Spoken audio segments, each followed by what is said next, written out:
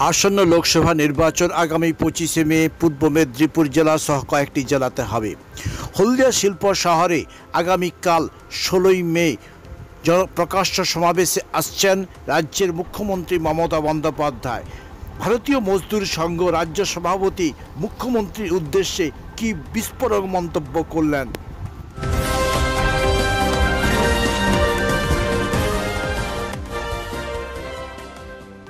শুনুন, আমি প্রতিটি কারখানার শ্রমিকদের সঙ্গে আমরা যোগাযোগ রেখেছি। আমরা শ্রমিক ভাইদের কাছে বলেছি যে আপনারা কোনো চিঠি বা এই রকম ধমকির কাছে আপনারা মাথা নত করবেন না। আপনারা যথারীতি কারখানায় এসে কাজে যোগ দিন, আপনারা কাজ করুন।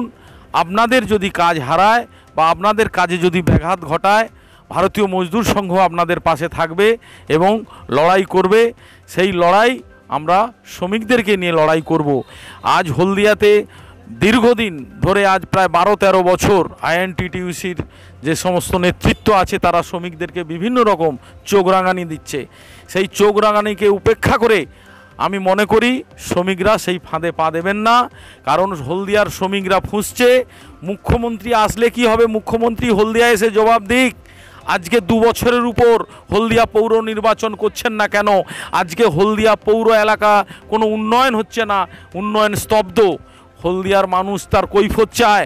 হলদিয়ার শ্রমিক শ্রেণী তার জবাব ভোটের বাক্সে দেবে যে মাননীয়া কেন অনুমতি দেননি হলদিয়া পৌর নির্বাচনের। তার কৈফিয়ত তো ওনাকে দিতেই হবে, যার জন্যে উনি জনসভা করছেন না, উনি রোড শো করছেন। শুনুন, সে প্রবণতা তো আছেই। আজকে মহিষাদলে কিছুদিন আগে মুখ্যমন্ত্রীর সভা ছিল।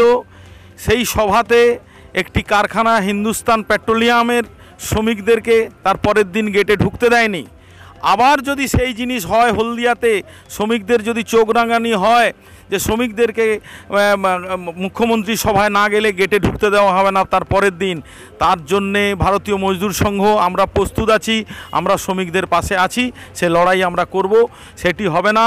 এবং মুখ্যমন্ত্রীকে আমি অনুরোধ করব, আপনি এই সভা মঞ্চ থেকে একটি আমাদের প্রশ্নের উত্তর দিয়ে যান যে আজকে 2 বছরের উপর হলদিয়া পৌর এলাকা, যে পৌর এলাকাতে আপনি জনসভা করছেন, সেই পৌরসভার নির্বাচন আপনি কেন করছেন না?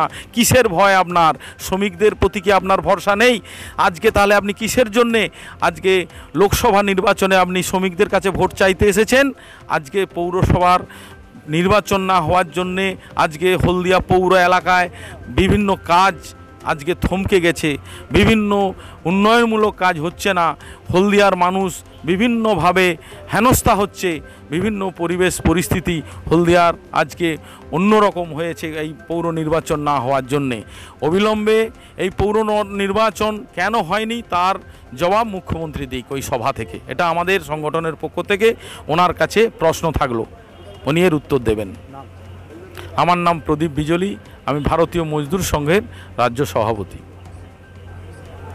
কেকার পেস্ট্রিতে জিবে জল সপারি, ওয়াও আশাতে লাজবাব নিউ বিদ্যুৎ বেকারি, টিপটপ টিফিনে और हैप्पी पार्टी নিউ বিদ্যুৎ বেকারি, মানডে টু সানডে ছোট বড় সবার পছন্দ একটাই, নিউ বিদ্যুৎ বেকারি প্রতিদিন চাই চাই না না।